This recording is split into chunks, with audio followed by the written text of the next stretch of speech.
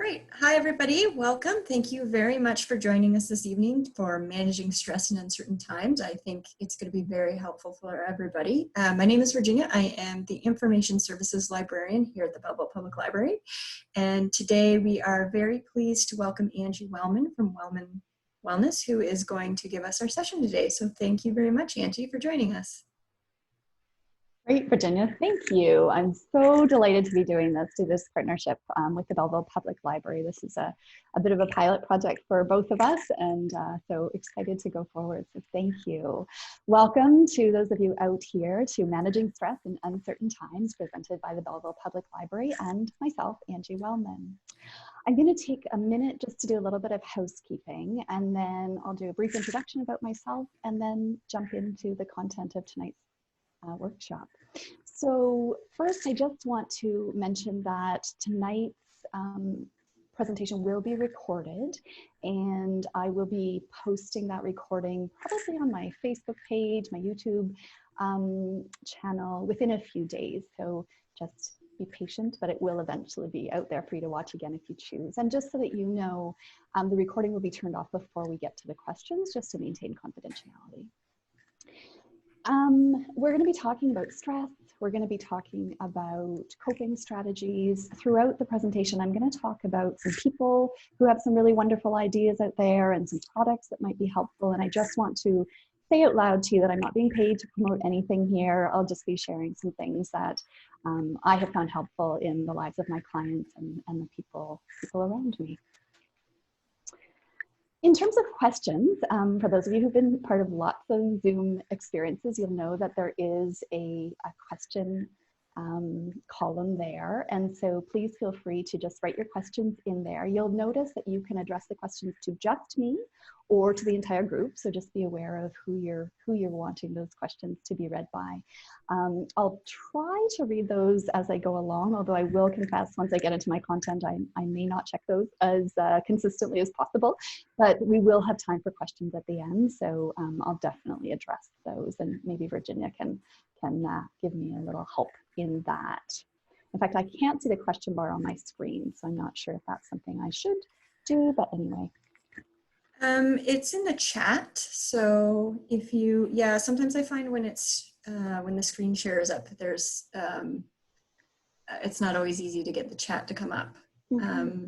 Yeah, if you go up to where it says screen share, and then on the right-hand side, there might be a little button that says more. If you put your mouse over that, you might see. Yes. Yes. Okay, there you go. Thank awesome. you out there for your patience. No, I still don't see anything about the chat. But that's okay. I'll be keeping an eye on it anyway, okay. And then, yeah, and then if you want, when we go through it, I can read out the questions as well. So that is whatever works out. All right. Thank you out there again for your patience. So let's get into some of the stuff. So here we go. So I'm going to just very briefly talk to you about who I am, and then we'll move into the good stuff. So my name is Angie Wellman. I grew up in Campbellford, so not too far away from this lovely town of Belleville, where I'm presenting from. I spent the last 20 years studying and traveling and working. My background is education. I decided at a certain point in my life that I really wanted to dedicate my life to mental wellness and mental health. So I went back to school and got my master's in counseling psychology, and since that time have been working in the field of addictions and also general mental health. About a year ago, I relocated to Belleville, so I am here and I do have a practice here. I also live and thrive with anxiety, and I wanted to share that with you today, just to have a shared human experience. I've been so fortunate to have so many healers and helpers in my life who've really supported and shared their tools and shared their healing wisdom with me. I notice that in times of uncertainty and in times of when I feel really out of control, that anxiety gets the biggest and the loudest. That's when I turn to those tools. That's when I turn to those healers when I need those people, those helpers. And with that, I'm able to move through these times with, some level of grace and some level of resilience. And when things feel tough, I reach out to the people that I know will support me. So I'll just share that little piece with you to to share our humanity together. So for those of you who are just joining us, welcome. My name is Angie Wellman with the Belleville Public Library. We're doing this presentation on managing stress in uncertain times. And I will mention to you, perhaps you might want to grab a piece of paper or a pen if you want. I'm going to be covering a lot tonight, and I'm hoping there's one or two things that stand out for you. So please feel free to do that. And I will, in complete transparency, let you know that I have my own little notes here. So if you see me look down from the camera, please just know I just want to make sure that I'm getting everything I can to you today. So let's talk about some stuff. This pandemic. So wow, 2020, what a year it's been. In Ontario, on March 13th, of course, the province shut down. And since that time, we have been bombarded with all sorts of information. All of a sudden, we were told to stay home from work, livelihoods were threatened, children were kept home from school after that 1 week of March break. All the things that we used to do for pleasure and for stress relief were prohibited and taken away from us, in the name of safety, of course. Hugs were forbidden. Contact with the people that we love was really challenged and had to be questioned and big decisions made. And the constant news cycle, of course, bombarding us with news and stats and figures and theories. And I know each of you has had your own challenges and your own story of what's been the hardest for you in this time. I do want to just preface this by saying that some people have had positive experiences during this time. Some people have found ease. Some people have found space and some peace in this time. And each person's experience is unique and completely valid. Tonight, we're going to be talking about the challenges, of course, but I do want to acknowledge that there have been moments of peace and beauty for some people out there, and maybe you relate to some of that, of holding space for both of those things. So let's talk about what the pandemic has led to. There has been such an experience of grief with this pandemic, and I think it doesn't get talked about enough. Now, grief comes with the loss of anything that we value or anything that we love. And this pandemic has most definitely brought around a lot of losses. Losses of financial security, loss of the ease and the comfort of being with the people we love, loss of safety, of security, loss perhaps of life if you have lost someone to COVID or just to the natural process of dying, which certainly hasn't stopped during this pandemic. Loss of what you hoped to do in 2020, summer vacation plans, winter plans, perhaps a real grief about what your children are having to live through. So there's been this experience of grief. There is something called anticipatory grief. Anticipatory grief is the grief of looking forward and not knowing what's going to happen, that uncertainty, that fear. The brain knows that something's going wrong. The primitive mind knows, and yet we don't necessarily have things right in front of us to let us know what it is we're grieving. But be aware that that may be what you're experiencing. Grief is very exhausting. I know a lot of people are feeling a lot of exhaustion now at the almost 7-month mark. And I would invite you to maybe be curious, is there some grieving happening for you? And when we do have grief, it can be so helpful to just label it, to just say, oh gosh, this is grief. I feel really sad. And that makes sense, and it's totally valid in this time.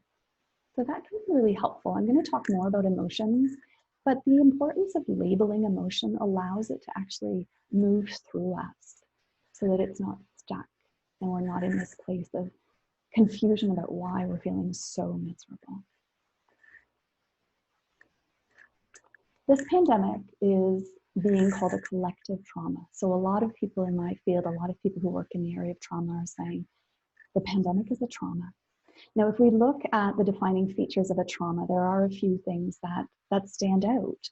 So some people have said trauma can be experienced when there's too much too soon. Yep, the pandemic definitely comes into that category, doesn't it? Any sudden or unexpected change or loss. Yep, March 13th, it all changed for us here in Ontario, and certainly earlier at different times around the world.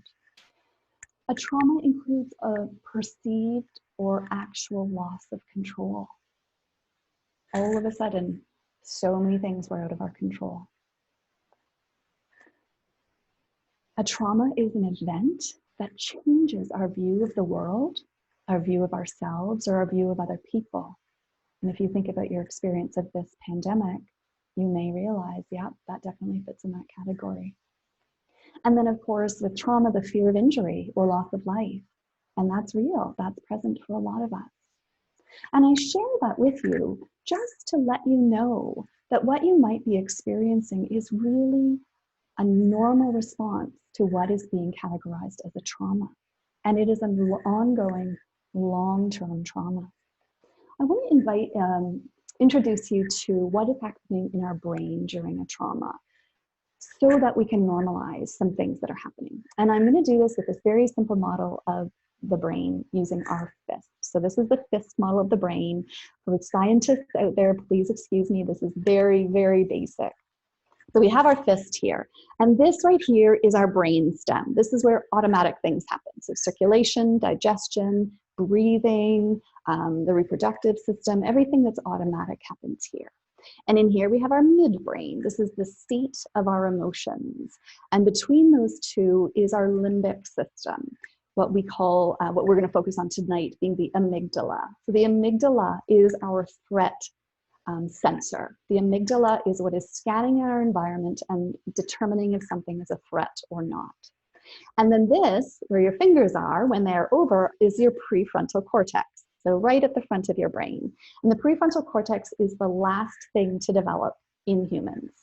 In fact, research is saying it may be up to the age of 27 before the prefrontal cortex is developed. So think about the young people, the young teenagers in your life, and know they have a lot to go still because their brain is actually not finished growing. So the prefrontal cortex is responsible for executive functioning.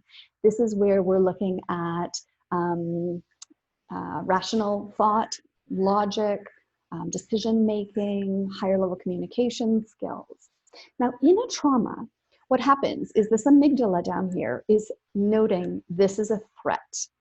And it's going to really kind of stimulate that fight or flight piece. So it's going to say, we're in trouble, we need to figure this out, we need to do everything we can to deal with this threat.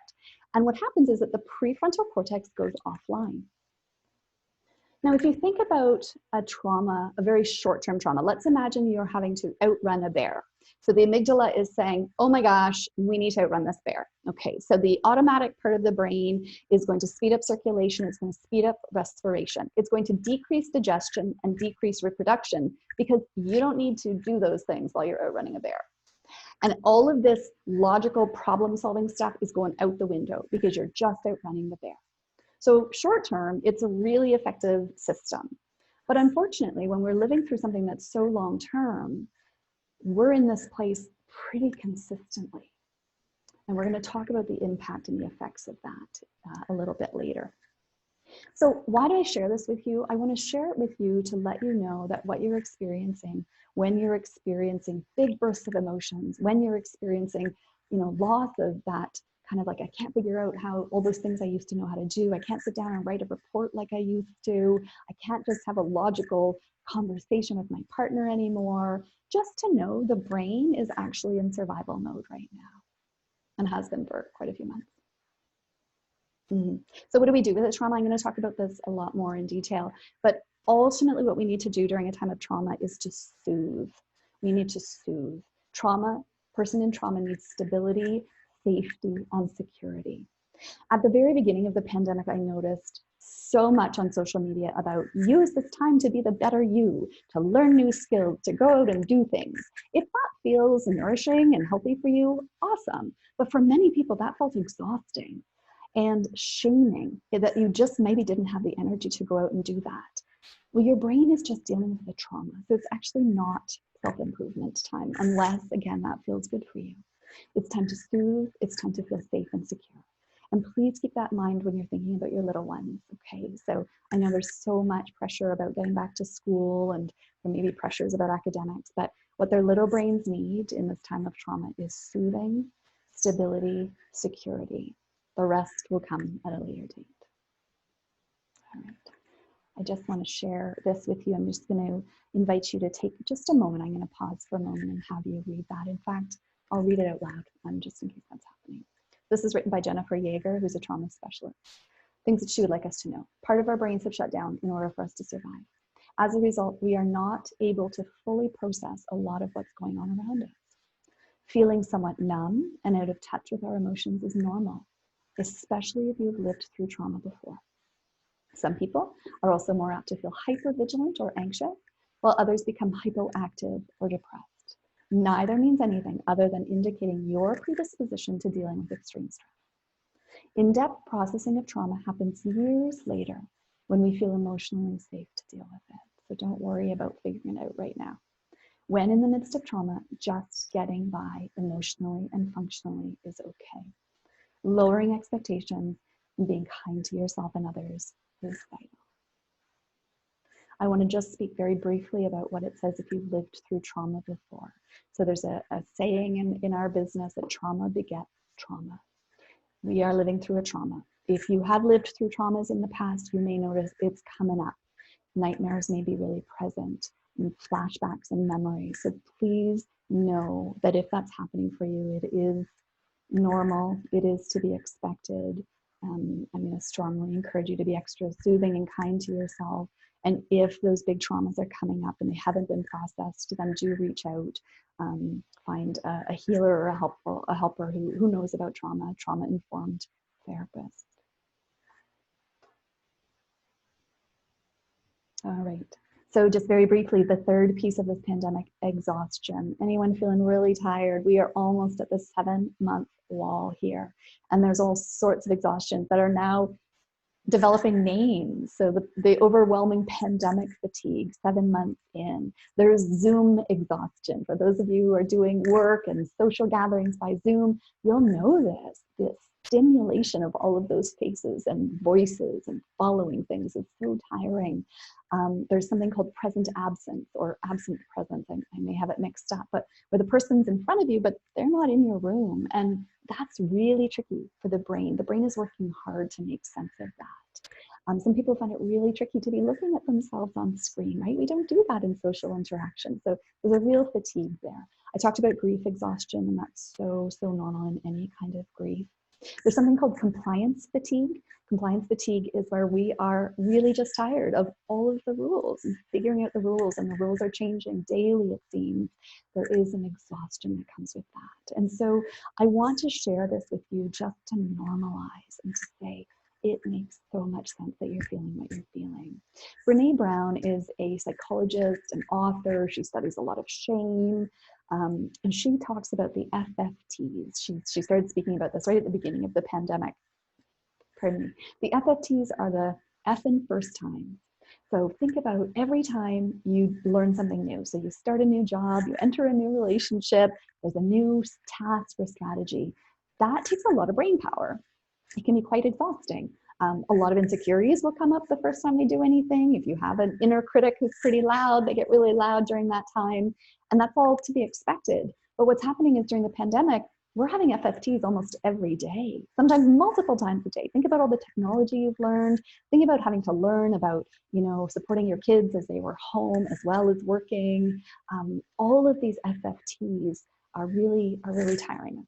So again, I share all of this just to normalize and say, yep, you are experiencing what so many humans are. This is not mental illness. This is not craziness. This is the experience of living through this time. So, stress. Okay, let's talk about this. We'll talk about this briefly, and then we're going to jump into the important piece of how do we deal with it? How do we cope with it? But stress is really tricky for us, right? So we're living through the experience of COVID, high levels of stress. And life continues. Relationships continue to be challenging. Parenting continues to be challenging. Jobs have their own stressors. People are getting sick and people are losing people they love, having nothing to do with COVID. So normal life continues. If you have any mental health issues, if you live with anxiety, if you live with depression, all of this is now being magnified by COVID, the regular living. So let's jump into that. Now I just see a little message up here, so I'm just going to check just in case there's a message. Oh, chat, there we go. Interested in knowing more about collective stress. Okay, thank you. Collective stress. So collective stress is, I think, what maybe you're referring to. And to be honest, I would have to do a little bit of research about that phrase, but I think what you're referring to is the fact that the collective is experiencing high levels of stress. And if you are a person who feels deeply, so what we would call an empath or a highly empathic person, you may be feeling all of the stress around you, knowing that so many people around the world are struggling, so many people around the world are suffering, and beginning to pick that up. So I'm not sure if that's what you're connecting with, what that relates to for you. Again, I'll do a little bit more research about that phrase. I haven't heard it, but thank you for introducing that to me. And yeah, I'll suss some more about it. Thank you. All right, so the effects of stress. Well, physiologically, oh, hang on, sorry. Thank you for your patience. This is actually an FFT for me doing this webinar, so thank you for your patience.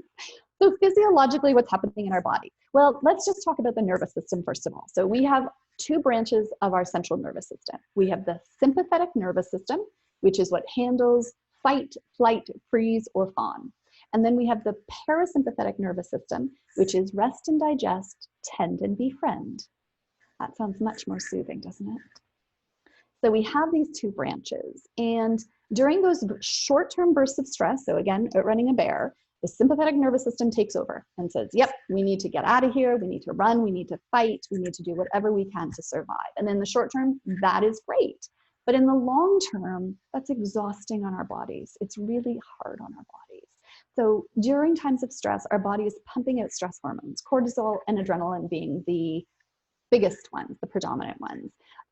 So we're having those rushes, those bursts of chemicals that were to allow us to outrun the bear, but they're just kind of constantly bursting through us. Every time you watch the news, you might get a burst. Every time you have a conversation or an interaction in the grocery store, a burst. This is really tough on the body. So there is that exhaustion that I talked about, of course. There are digestive problems. As I said, the digestive system kind of shuts down during high levels of stress. And you may notice that your tummy or the tummy of the little people in your life is really not working properly. Reproductive issues, really predominant during times of stress as well.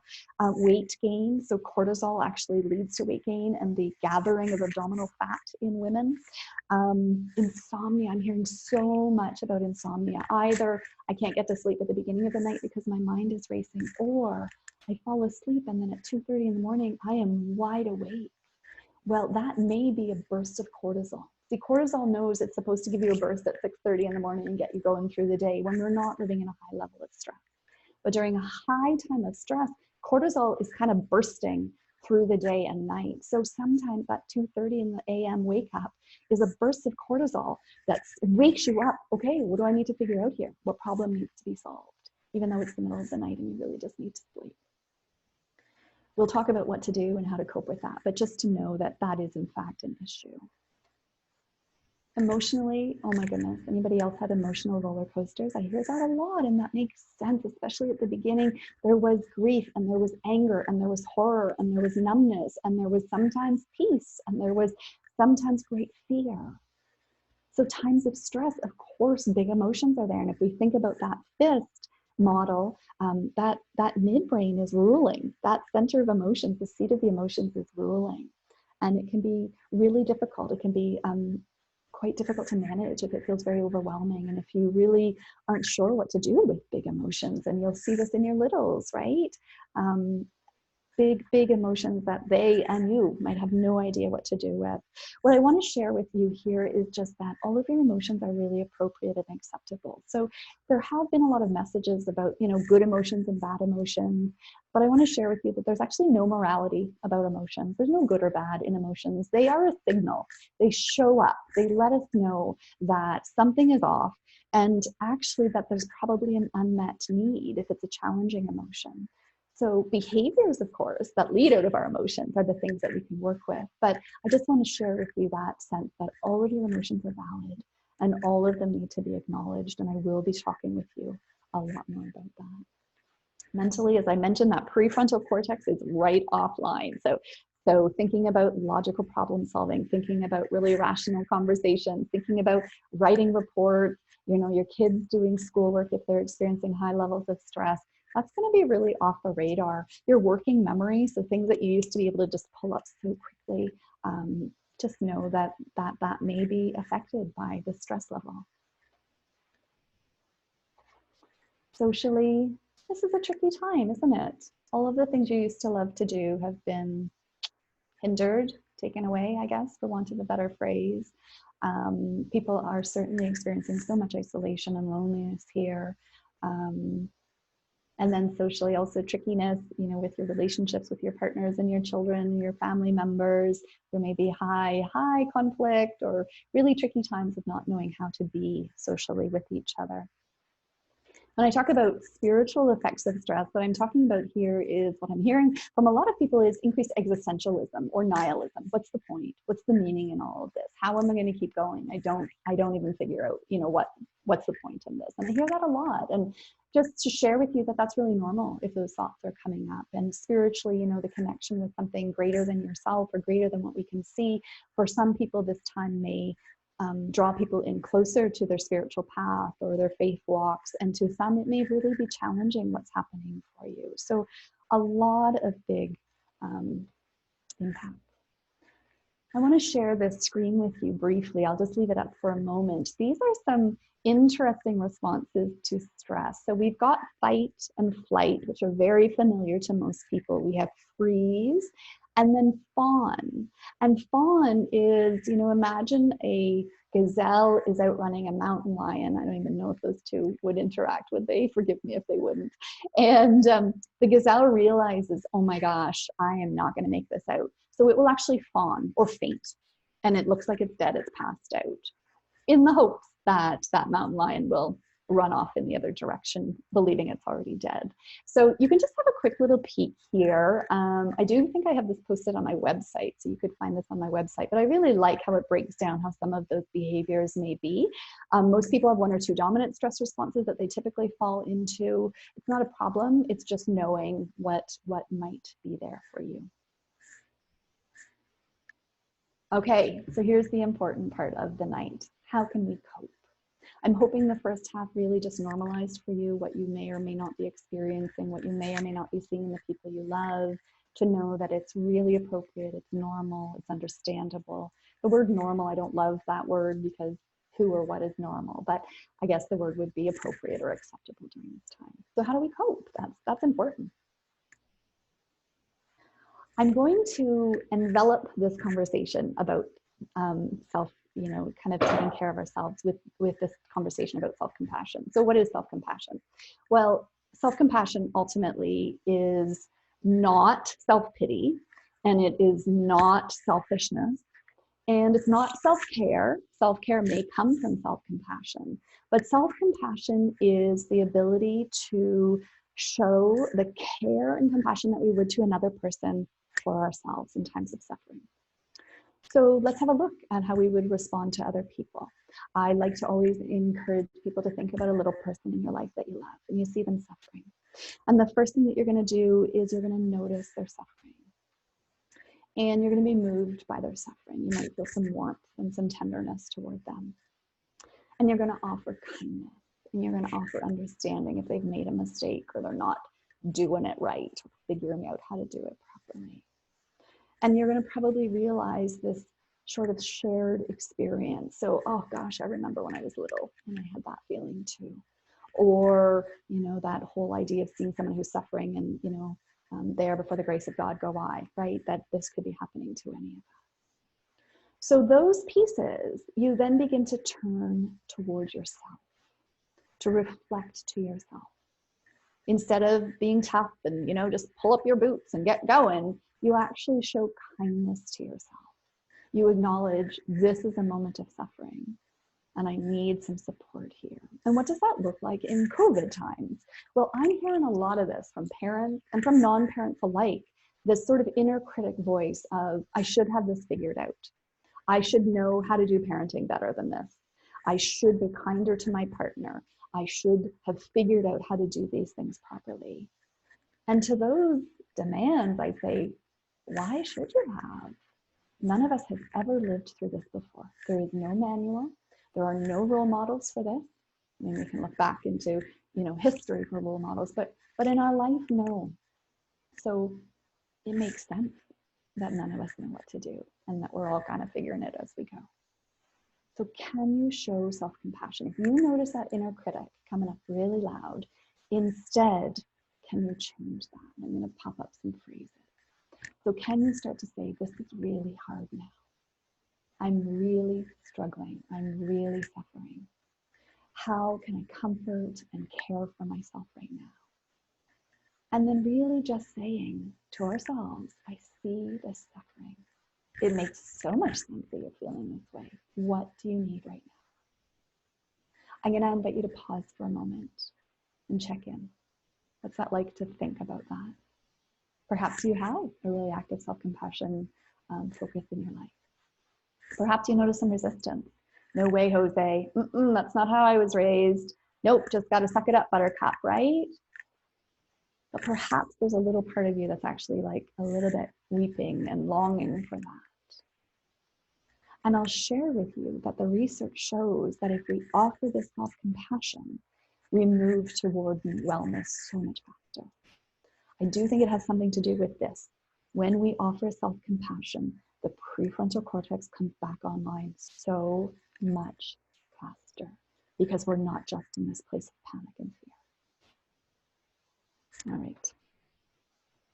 So with that, thinking about that, moving all through everything, let's move into what does it look like?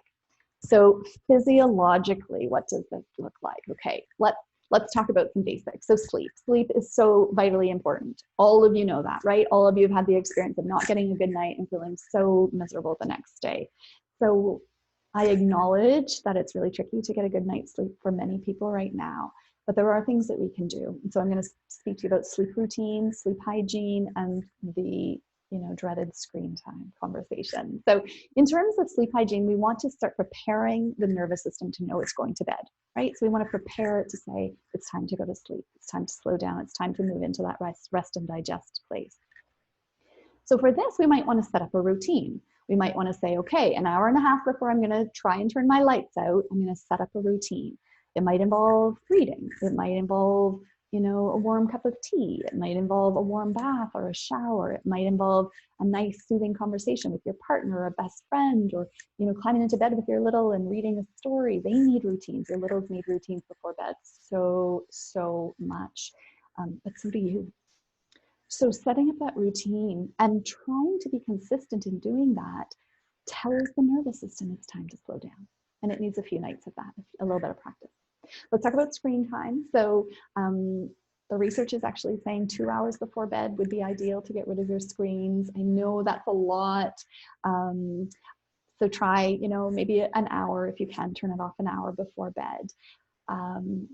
Watching TV, though it seems like it's such a wonderful numbing thing, it's actually very stimulating for our brain. If you think about the sounds and the colors and the movement and the action, it's really a lot for our brain to process. So though you feel you're numbing, the brain is still very, very stimulated. So the recommendation is that you don't watch TV right before bed. I know it's tricky. I know it's going to be challenging to think about these, but I'll just offer them to you and you can throw out whatever you don't want. So let's talk about nutrition. So a lot of people have been turning to food for comfort and soothing, and you know what? We need to do what we need to do, but I'll just encourage you to try and get some balance in there, try and get some really nutritious food in there, some healthy food. We know our bodies work better, and if our bodies are working better, our mental health is also better. So we need that. Try and reduce your sugar and all that stuff. I'm sure you'll have lots of ideas about that. Movement is vitally important. So when we have that cortisol and adrenaline coursing through our bodies and we're not out running a bear, it actually gets stored up in our body and it can cause disease, and it also can cause depression and anxiety and all sorts of emotional misery. So we want to move. There can be gentle movements, so going for your gentle walk, doing some yoga, getting on your mat, doing some nice stretching. But I also recommend, if your body can handle it, some exertion, because you need to get that stuff moving. You need to get the emotions moving and those big stress hormones moving. So it doesn't have to be very long. You know, get on your bike for 20 minutes and just hustle around your neighborhood. Put on some dance music and have a little dance party in your living room for 15 minutes. Do some jumping jacks, any kind of exertion that's going to help kind of shift things around for you. Water is vitally important. Our bodies are made up of so much water and we need it. And dehydration is present for so many of us. So throw some lemon in there. If you don't have any sodium issues, throw a little bit of salt in there, get your electrolytes back up to normal. Please see your doctor. I know it's really tricky right now. A lot of them are only doing them by video, but if you do have concerns, make sure you're seeing your doctor. And I would venture to say for all of these things, you know, if you have a doctor or you have a naturopath that you're working with, getting support for sleep. I've heard people using melatonin. I'm not promoting it. I'm not promoting it. I'm just saying, you know, talk with the people who are experts in those fields if you do need help. And I do want to talk just briefly about the nervous system. So again, if it's out of whack, you want to become the scientist of your own body. So experimenting. What does my nervous system need tonight? What does it need today? Do I need to move to get some of that anxious energy out of me? Do I actually just need to lay on my couch with a warm, heavy blanket on me and just have some quiet time? So be the curious observer and the experimenter with your own wellness. Emotionally, well, as we said, you know, there's a lot of big emotions going around here. And I really want you to sort of practice that idea of validating. So acknowledging the emotions, allowing the emotions, accepting them. Acknowledging might be as simple as labeling them. So as I mentioned with the grief, this is grief. This is sadness. I feel angry. And allowing all of those to be there. Again, there is nothing problematic with emotions. The problems come with the behaviors, and those can be worked with. But the emotions themselves are there. They're letting you know something's off, and they just need to be accepted. Yep, I see you. All challenging emotions signify an unmet need. So sorrow needs soothing. Anger needs to be heard or to have a boundary set. Fear needs to be protected. Shame needs to be reassured. There's so much great stuff that you can read about this, the unmet needs and the underlying emotions. But do have a little look at that and know that really it's a time for you to say, oh, what's this emotion telling me? What do I need here? When you are overwhelmed, it's important to ground. So let's move to that slide right now. In times of high stress, if you have PTSD, post-traumatic stress disorder, if you have big emotions, if you're having a hard time being in this moment because your mind is spinning and your emotions are raging, it's important to practice grounding. And I want to talk you through this. So this is just the sweetest little chart. I just love this 6 ways to practice grounding. So the first one we want to connect with is in our body. If you're noticing that you're kind of dissociating, you're out of your body, you are not here, you are in the past or you are in the far future, but you're not in the right now, then get yourself on the ground, lay on the ground, feel your body connecting with the earth. If it feels really high intensity, this kind of dissociative state, go and grab an ice cube from your freezer. Feel the cold, the almost pain of that ice cube will help you get in your body. Press your toes into the floor. That's really grounding. And when I work with people and we do grounding exercise, I just say, feel your feet rooting down in the ground right now. Do it. Feel your feet pressing down into the earth, reminding yourself that you are here right now. You are safe in this moment. We can tap into our senses. So anything that smells lovely, that you can see that's beautiful, aromatherapy is lovely here, a fragrant cup of tea. There's actually really lovely 5 sense practice, and you might want to jot this down. So when you're feeling the need to be grounded, to really get in this moment, you can do, look around, 5 things that I see, 4 things that I hear, 3 things that I feel or touch, 2 things that I smell, and 1 thing that I taste. And just the act of doing that will get you really into this present moment and out of whatever the mind is spinning about. Self-soothing, anything that makes you feel nurtured. So if you love bubble baths, do it. If you are snuggling with your cat or dog, do it. Lighting a candle, anything that is really cozy and soothing, looking at things that make you think of beauty. Observing, so just be curious about the world around you. So perhaps you look around your room and say, okay, I'm going to identify all the things that are square. Or I'm going to notice all the different textures in my room. That helps you get in this moment. I'm going to skip breathing because I'm going to go into that in a little more detail. Distracting. So again, find all of the green objects in your room. Count by sevens, save the date. Maybe talk through your favorite recipe or the best directions to get to one of your favorite locations. We want to give the mind something to do so it's not spinning off into the past or the future. Yeah. Let's talk about breathing. So breathing is the fastest way and the most efficient way to get into this present moment. Now, if you are very anxious, you only want to do breathing that's going to help soothe you. You don't want to stir up that anxiety any further, but breathing can be really helpful. Let's talk about that for a second. So when we are in fight or flight mode, when our sympathetic nervous system is in charge, we're breathing up in our shoulders, right? So, because we are ready to deal with whatever is coming up. But if we live there too long, then anxiety becomes higher. So we want to begin to move our breath into our belly. Belly breathing activates the parasympathetic nervous system, that rest and digest place. And if you think about a puppy dog or a baby sound asleep in absolute relaxation, their bellies are breathing. They're not breathing anywhere up here. They're just in deep, deep rest. So beginning to cultivate belly breath is a way to bring yourself out of that sympathetic nervous system into the parasympathetic, into rest. So I'm going to invite you, if you will, nobody else can see you, I can't see you, to engage with this with me. So let's just place our hand on our bellies. So take your thumb and put it on your belly button and put your hand just below your belly button. Now, just before you do anything, before you change anything, just notice for yourself how your body is breathing. Is your chest moving? Are your shoulders moving? Just notice for yourself. And then we'll begin to shape the breath. So as you inhale, imagine the breath is coming into the lowest part of your lungs and your belly is going to expand. And as you exhale, the belly button will draw in toward the spine and the body will exhale. Inhale, drawing the breath into the lowest part of your lungs, the belly expands. Exhale, the belly button draws in toward the spine and the breath leaves the body. Let's exaggerate that. So as you inhale, really expand your belly. Just really stick it out. Fill those lungs with air. And exhale, really draw the belly button in toward the spine. Give it a good squeeze and all the breath leaves the body. And do one more, really exaggerated. Inhaling. And exhale.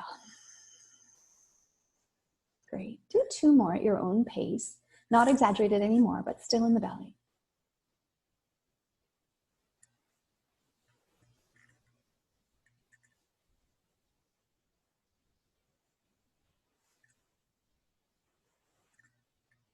Great. And then just let your hand return to normal and let your breath return to normal. And just check in. So what's that like for you? Do you notice a difference even in just those 45 seconds? There's lots of great information for you about breathing. Any yoga practice, good yoga practice, is going to have a lot of breath work in it. You can Google all sorts of breath techniques. On my Facebook page, Wellman Wellness, I have a few recordings of a few different techniques, and I'll add some more up there in the days ahead. So just know that breath is a really powerful way to support yourself and to shift into a place of groundedness. And lastly, affirmations and positive self-talk. So if you notice that, things are feeling really, really not so great inside, is there room just for that self-talk? And that can just be that compassion talk that we talked about. All right, mentally, so as I mentioned, lots going on there.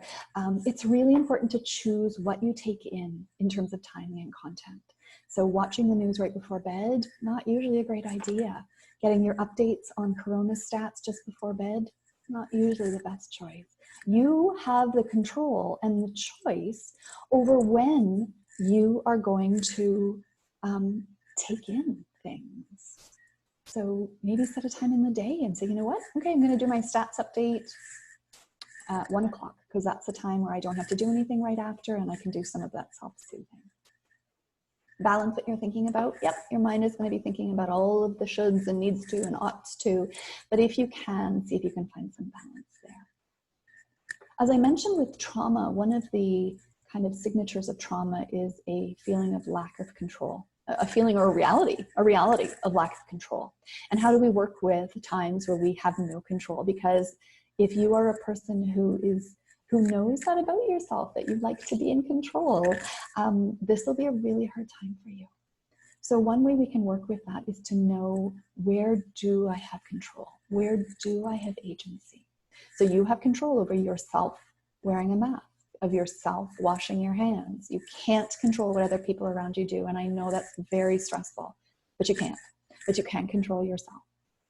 Routines can be incredibly helpful to set up control. So I can control when I wake up what I do for myself to set myself up for the day. I can control when I shower, when I brush my teeth, when I do my yoga, my exercise. Setting up routines can help the nervous system reclaim that sense of control and agency. Coming into Thanksgiving and any social gatherings, let's be honest, in the next few months, the only thing you can control is what feels safe and good for you. Honor that. Other people are going to have opinions, other people are going to have ideas, and quite frankly, that's their story, that's their business. But what can you do to feel safe? That's where you have control.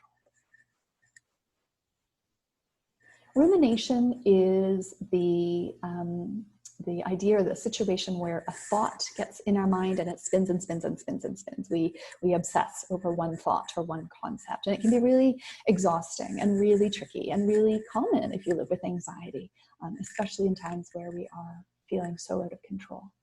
So what do we need to do with rumination? Well, you need to get moving. So if you know at 6 in the morning, your mind starts spinning, get yourself out of bed.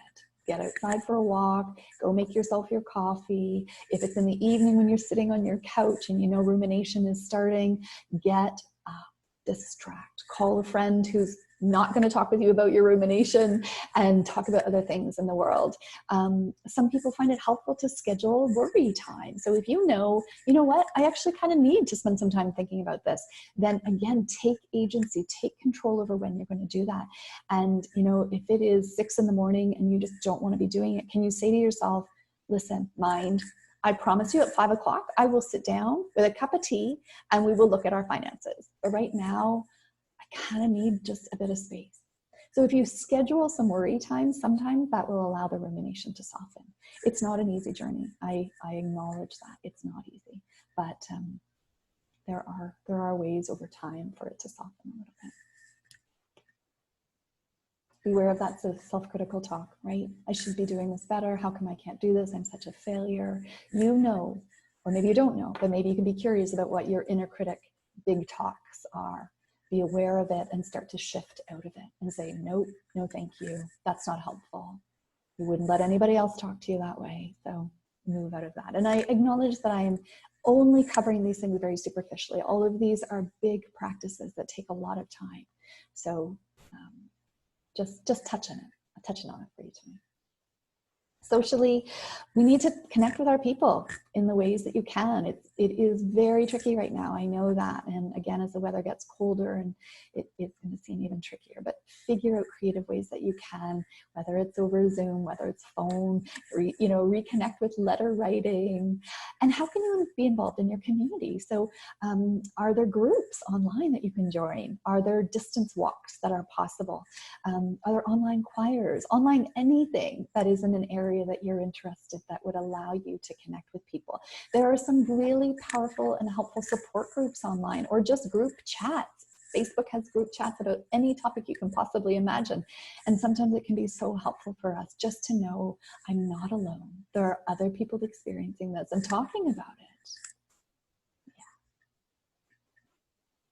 So reconnecting with that idea of spirituality is a connection to something other than what is seen. And this may not feel like an important part for all people. So I would just say that out loud to you, that if this isn't something that resonates for you, then just leave this piece out. But if it is, then know for you what's happening here. So we're talking about a sense of meaning. It could be external or internal. Perhaps you do have a faith system. You believe in, a sacred God or a sacred being. Perhaps it's internal, the idea of contemplation and self-awareness and the higher self or the inner self. What can we do here? So many people are finding real nurturing and soothing being in nature. Some people find yoga helpful. Journaling can be a really powerful tool to connect with what's going on inside of you. Contemplation, reading sacred texts, sacred journals, sacred anything, or just for fun if it makes you laugh. Music can be such a source of spiritual healing and soothing for people. Sacred places, whether that be a physical place, whether that be, a church, a synagogue, a mosque, and a majority of people I know feel that connection when they do seek beauty. So are you able to connect with that? Meditation is something that a lot of people are exploring. It's it's made it to the Western world with quite a blast.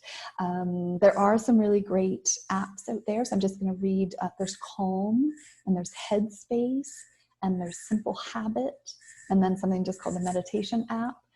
So those are 4 that you may want to check out if you're curious. So if you've never done it before, I'm really going to encourage you to remember that concept of self-compassion and leave perfectionism out the door.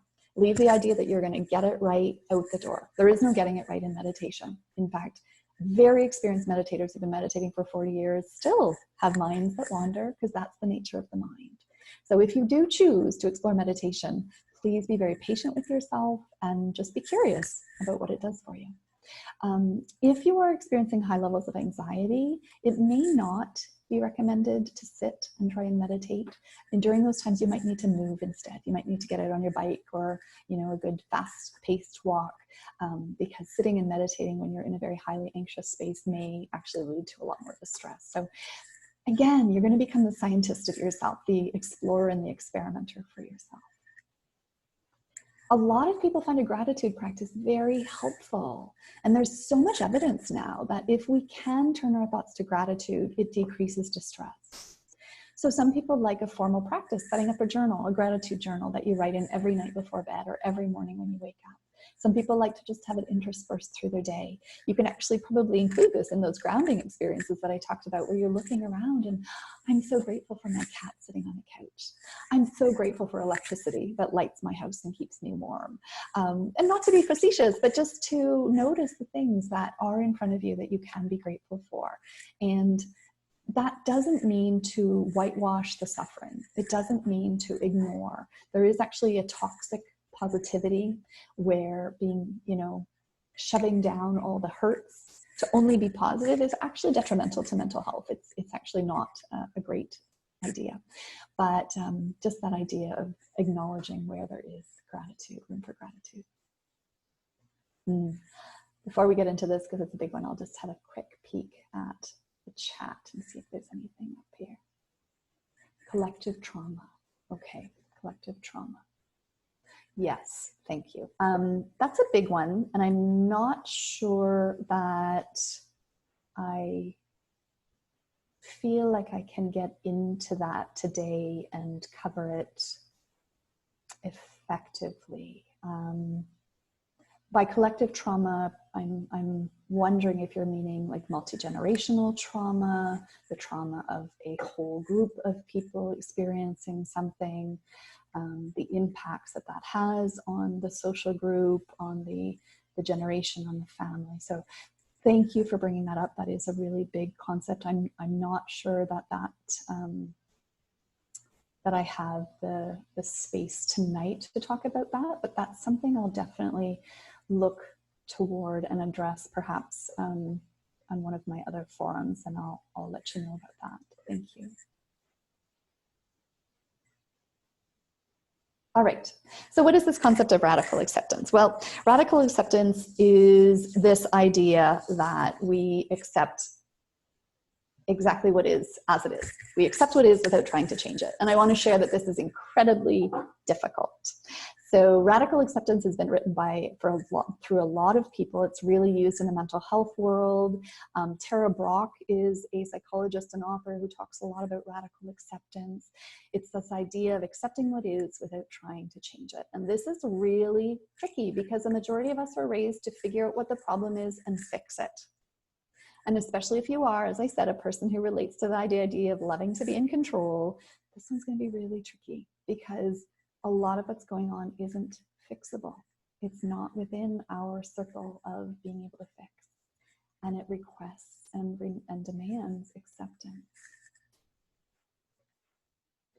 So this is a prayer that comes from AA or NA, and I've just changed the wording here. In NA or AA, they say, God grant me the serenity. So if that resonates for you, then please, just really sit with that.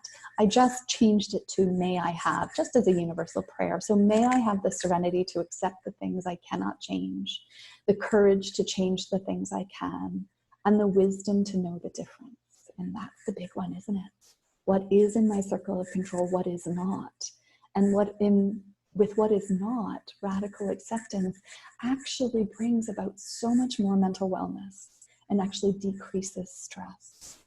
So we can explore what we do have control over and accept what we don't. Dr. Kristen Neff talks about the 5 stages of acceptance. I'm going to get into that slide. But what we're talking about here is acceptance of situations that are out of our control and acceptance of every emotion that arises. And I talked about that briefly. So every emotion that arises needs this acceptance of, I see you, here you are.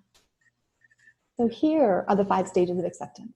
And I'm just going to preface this by saying, as with every model of stages, so every stage model, none of this is linear. So none of this is, I'm going to accomplish 1, and then 2, and then 3, 4, 5.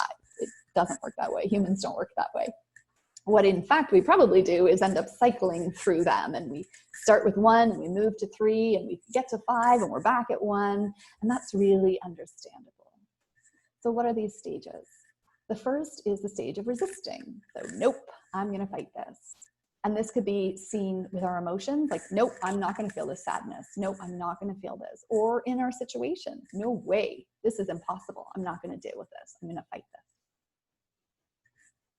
Then the stage 2 is exploring. So what am I feeling here? What's actually happening here? What am I believing about this situation? What am I believing about myself in this situation or in this feeling? Then we move into tolerating, maybe. I don't like this, but I can stand it. Around month 7. Anybody there? Oh, I don't like this, but well, I've stood it for 7 months, so apparently I can survive this, I can make this. Then we move into allowing. It's okay, I can make space for this. That might be a big feeling, this grief. Okay, I see it, I can make space for this. The final stage is to befriend, to find meaning. What can I learn from this? And that may come years from now. So I don't want anybody to feel they have to be in that stage to force this. And you may know that you go back and forth through these, through the day, through the week, through the month. So just have a little peek there, and for yourself, thinking about the pandemic and this time of high stress, have a little look at where you think you might be. And again, it's probably going to change by tomorrow morning, and that's okay. So again, if we can find moments for all those situations and all of those feelings where we can find moments of acceptance, then our emotional distress actually decreases. If we are able to let go of the gripping just a little bit, just for a moment, we might find a little bit of ease and peace.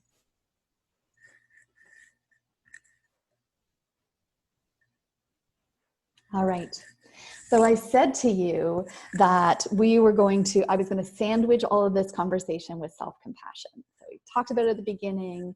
I encourage you to let that run through all of those strategies, and also this ending piece of self-compassion. So as you're checking in with yourself, that self-compassion piece of what do I need here?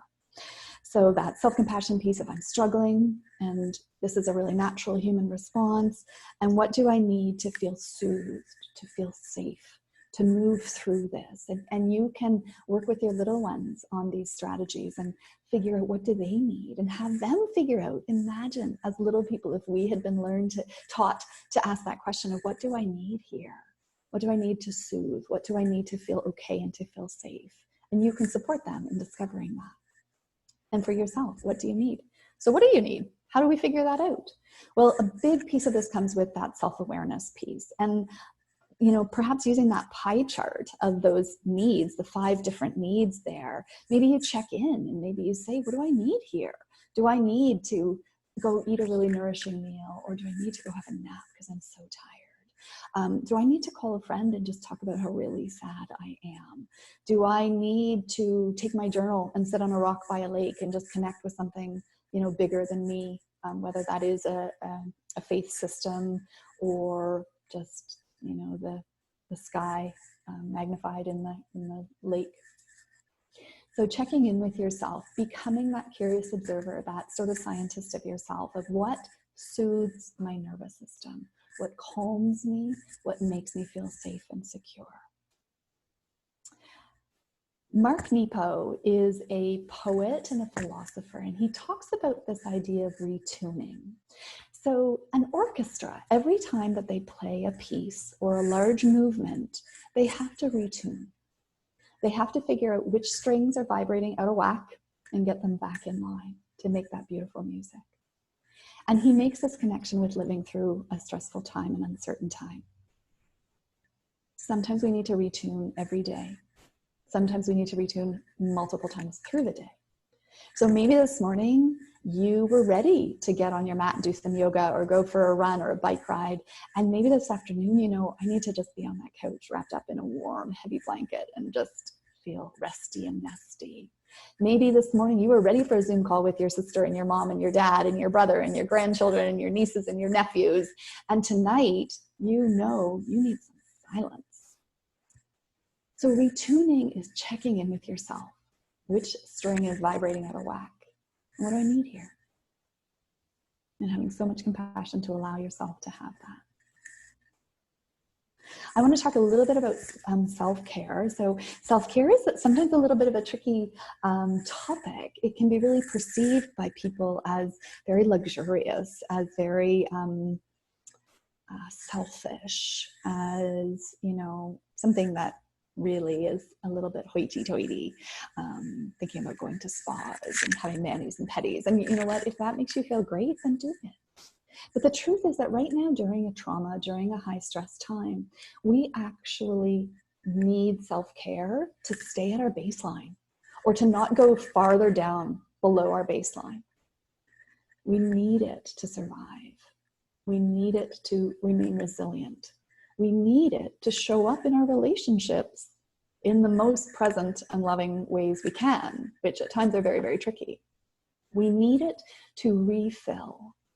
We're at 7 months now, and the cup, the cup of your resources may be feeling pretty depleted and pretty empty. And so self-care begins to fill that cup so that, you know, if there is more stress ahead, we have a filled up cup instead of an empty, depleted one. So can you give yourself permission that these are the things that we need just to survive this time? This is not indulgence. This is safety and security and stability for getting through an uncertain and stressful time. So I've talked about the pandemic. I've talked about stress and the impacts of it, and we've talked about some coping strategies. And I acknowledge that I touched the surface on all of that, which was just the purpose of this webinar. There is so much more to be researched, so I encourage you, if anything kind of, you know, stood out for you, if you jotted something down, do some research for sure. Many of you are coping really, really well, and some of you aren't. Some of you are struggling. And or some people you know and love very much are struggling. So there may be a time where you need to reach out, and this of course is where I'm going to do my little spiel here. So there may be a time where you need to reach out, and if you have a therapist you work with, it may be time that, you know, I need to actually book that appointment. I need to give him or her a call. There may be a therapist that you've done some research with that you're, you know, kind of hemming and hawing, if you or someone you love needs some support. If what you and I have talked about, or I've talked about to you, resonates for you, and if you feel like I might be a great fit, then I'm going to just share my contact information with you here. So I do individual counseling. My website, of course, has some free resources on there and all of my information, you know, right up about me and who I work with. I'm going to be doing some upcoming webinars, perhaps some courses in the late fall or early new year. And all of those will be posted. So you can go to my Facebook page at Wellman Wellness there. And I'd invite you to subscribe. So either from my website or from my Facebook page, you can subscribe, and I'll send you some free resources. I'll send you invitations to any upcoming webinars, courses, etc., if those feel interesting to you. Yeah, so I think I'll just pop those in the chat too. All right, let's see if I can copy this. Can I copy this? No. Anyway, it looks like you can probably just click directly on those links from the slideshow. But if you can't, I'll type these in right now while you're gathering your thoughts.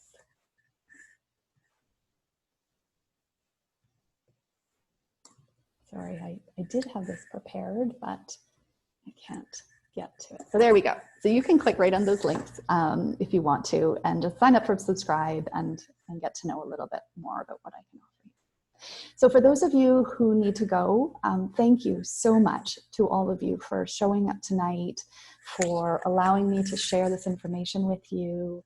We are just past an hour now, I know. So if you want to stay and ask questions, I'm just going to transfer right over to that chat. And if you need to go, then please feel free to send me a message. And I look forward to talking with any of you. Thank you. Be well, be safe, take very good care of you. All right, I'm going to move over to chat